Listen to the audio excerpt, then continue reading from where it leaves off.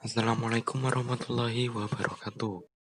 Baik, pada kesempatan pada kali ini saya akan menyampaikan materi tentang pendekatan studi Islam. Pengertian pendekatan. Dalam Kamus Besar Bahasa Indonesia, pendekatan adalah proses perbuatan cara mendekati atau usaha dalam rangka aktivitas penelitian untuk mengadakan hubungan dengan orang yang diteliti. Atau dengan kata lain, metode untuk mencapai pengertian tentang masalah penelitian. Sedangkan dalam bahasa Inggris, pendekatan diistilahkan dengan approach. Dalam bahasa Arab disebut dengan makhdal.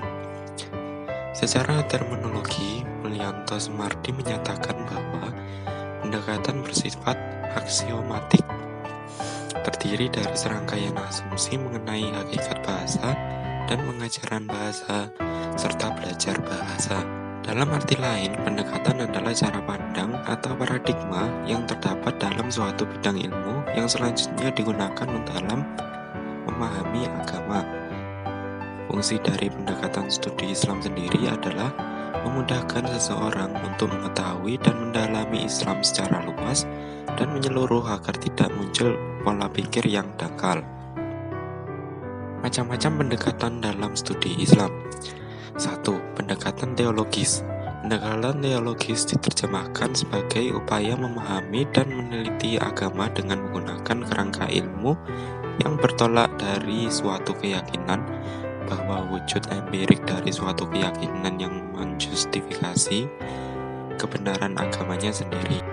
Pendekatan ini lebih menekankan pada bentuk forma atau simbol-simbol keagamaan yang masing-masing mengklaim dirinya lah yang paling benar dan sebaliknya yang lain adalah salah.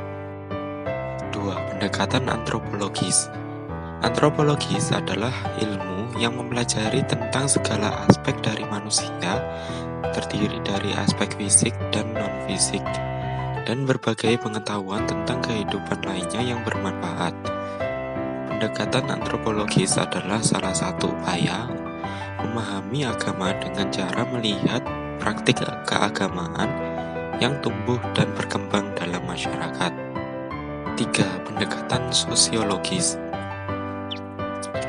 Pendekatan sosiologis adalah salah satu upaya memahami agama dengan cara meningkatkan kemampuan manusia untuk menyesuaikan diri atau beradaptasi dengan lingkungan sosialnya, agar pola pikir berkembang dan agar mengalami evolusi yang menyebabkan perubahan sosial masyarakat baru dan akan tercipta tingkat integrasi yang lebih besar. 4.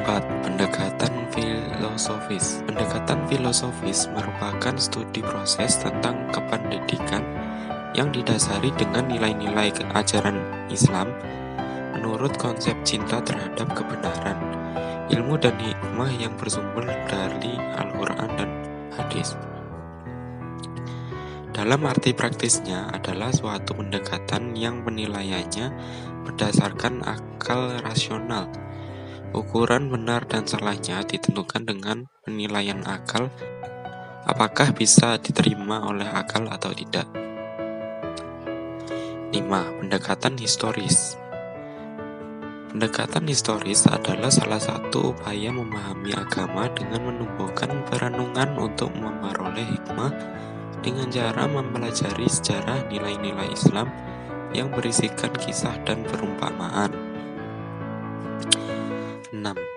Pendekatan psikologi. Pendekatan psikologi adalah paradigma cara pandang memahami agama dengan mempelajari jiwa seseorang dengan cara melihat gejala perilaku yang dapat diamati. 7. Pendekatan kebudayaan. Di dalam kebudayaan terdapat pengetahuan, keyakinan, seni, moral, adat istiadat, dan sebagainya. Dengan demikian, kebudayaan tampil sebagai pranata yang secara terus-menerus dipelihara oleh para pembentuknya dan generasi selanjutnya yang telah diwarisi kebudayaan tersebut. Kebudayaan yang demikian dapat pula digunakan untuk memahami agama yang terdapat pada tatanan empiris atau agama yang tampil dalam bentuk formal yang telah membudidaya dalam masyarakat. Baik, itu tadi materi tentang pendekatan studi hadis. Mohon maaf apabila masih banyak kurangnya. Wassalamualaikum warahmatullahi wabarakatuh.